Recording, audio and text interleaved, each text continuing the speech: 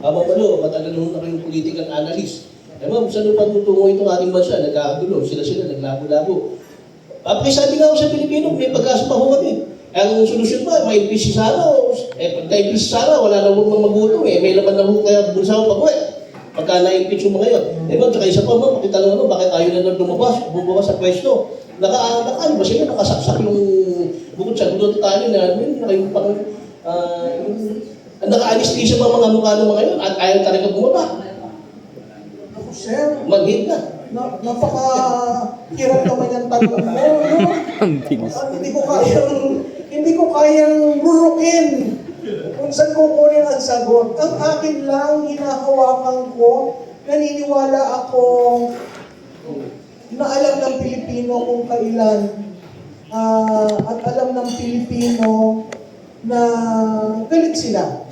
Paano natin palalabasin yun? Depende yan kung makita nila yung mga leader na tinitingala nila, tataya.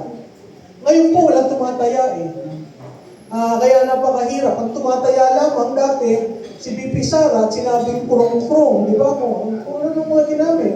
Kahit si Kiko Barsaga, krong-krong. Si Leon Libisque, krong-krong. Si Colonel Odi, krong-krong. Ay kung lahat ay loko-loko, ay maging loko-loko na tayo na umayos ang ating buhay. Kasi kailangan ho natin ayusin ang ating ekonomiya. Tandaan niyo po ang inflation rate mababa. Single digit, 1.5%. Bakit hindi natin nararamdaman sa presyo? Yun ho ang problema.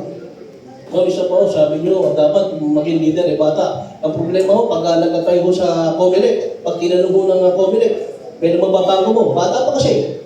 Kailan magbabago mo? Wala. Nuisance ka. Wala kayong bibigay sa amin. Sir, tama ka. Problema natin ang Comelec. Wala ko sa akin ang solusyon doon.